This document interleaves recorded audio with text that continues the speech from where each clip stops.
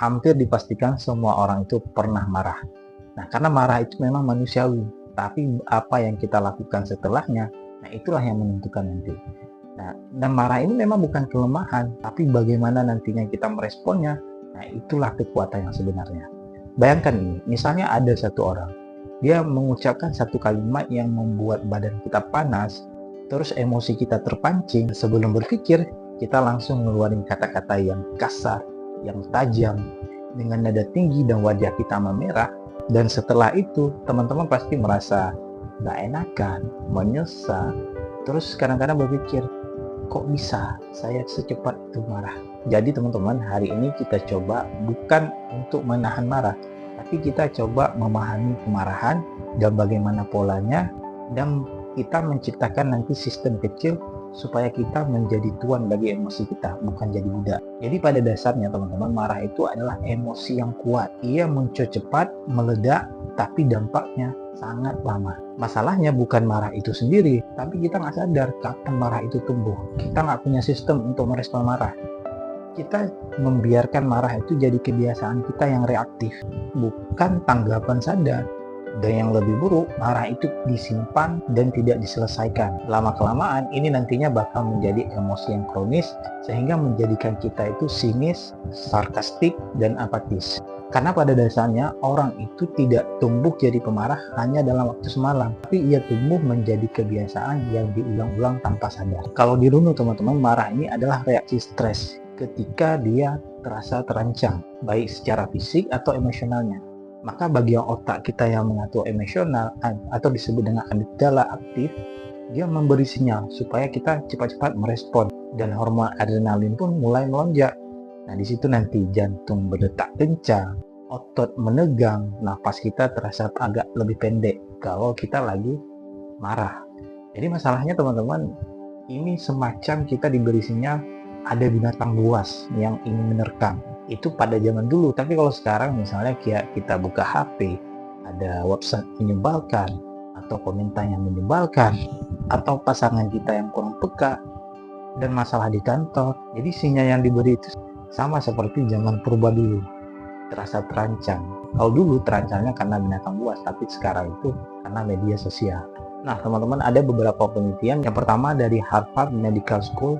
Di sana menjelaskan bahwa orang yang tidak mengelola kemarahannya ini 3 kali lebih tinggi resikonya terkena penyakit jantung, resiko terkena darah tinggi, kemudian dia bisa menurunkan kualitas hubungan dan profesional.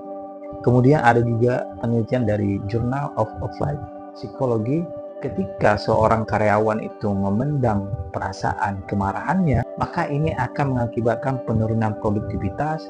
Kemudian dia susah memutuskan keputusan yang logis, dan dia ini biasanya lebih banyak konflik dengan sesama rekan kerjanya. Kemudian yang terakhir ada dari University of Wisconsin study, ketika seseorang mampu menunjukkan kemarahannya dengan secara sadar, maka ini akan meningkatkan kesehatan mentalnya, rasa percaya dirinya, bahkan bisa memperkuat relasi jangka panjang. Untuk itu teman-teman, kita perlu mempelajari apa metode yang bisa kita gunakan supaya kemarahan yang muncul nantinya bisa kita kelola dengan baik.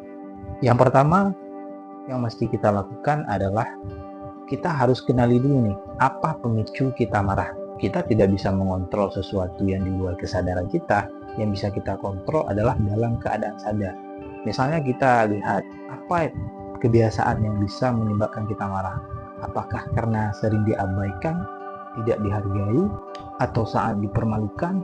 Maka kita perlu menulis nanti catatannya dengan pertanyaan situasi terakhir apa yang menyebabkan kita marah dan apa pemicunya. Dibuat selama 1 minggu. Catatan-catatan kecil seperti itu, supaya nantinya kita bisa mengenali pola kemarahan yang sering terjadi kepada diri kita. Kemudian yang kedua, latih pernapasan. Mungkin ini terasa agak klise, tapi ini adalah sains. Kita mengatur pola napas dengan 4 detik kita tarik, 7 detik kita tahan, dan 8 detik kita lepaskan. Nah, menurut dari penelitian bahwa dengan pola napas seperti ini bisa nanti menenangkan respon stres di dalam otak kita. Yang ketiga, ubah narasi internal. Karena marah itu bukan hanya reaksi pada peristiwa, tapi juga dia interpretasi kita pada peristiwa tersebut.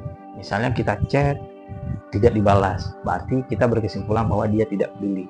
Nah, narasi seperti itu harusnya kita ubah. Mungkin sekarang dia lagi sibuk, mungkin nanti akan dibalas. Jadi latihannya kita harus menenangkan diri dulu dengan berpikir jernih yang rasional. Tulis 2 kalimat tentang interpretasi kita pada suatu kejadian yang membuat kita marah. Karena ini nantinya akan mengatur pikiran kita agar berpikir lebih rasional. Yang keempat, cari aktivitas yang bisa meredam kemarahan kita. Misalnya kita olahraga, berjalan lebih cepat, mendengarkan musik, atau mendengarkan ceramah rohani, atau juga bisa kita menulis unek-unek kita di buku harian. Nah, ini salah satunya untuk jalan peredam kemarahan. Kemudian yang terakhir, yang kelima, tentunya kita mau review kembali apa penyebab kita marah hari ini. Nah, catatan-catatan kecil seperti itu nantinya bisa kita mengevaluasi pola yang kita sering lakukan sehingga menyebabkan kita marah. Jadi pada akhirnya teman-teman, bukan kita menahan marah, tapi ini lebih kita mengelola marah, dan itu wajar.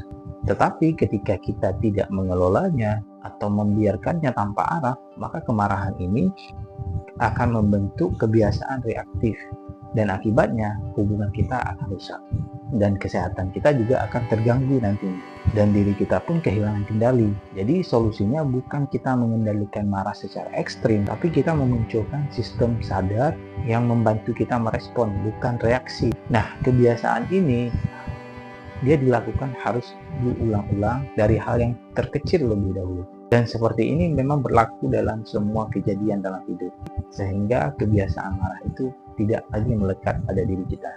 Karena kita sudah memiliki sistem untuk mengelola marah, sehingga marah itu menjadi sehat. Sebagai catatan akhir, bahwa teman-teman, kemampuan tertinggi kita itu bukan menghindari kemarahan, tapi kemampuan untuk memilih respon yang terbaik, bahkan saat kita mau marah. Nah, mungkin ini saja dari video ini teman-teman. Kalau teman-teman merasa video ini bermanfaat, jangan lupa di komen, di like, di share, dan di subscribe.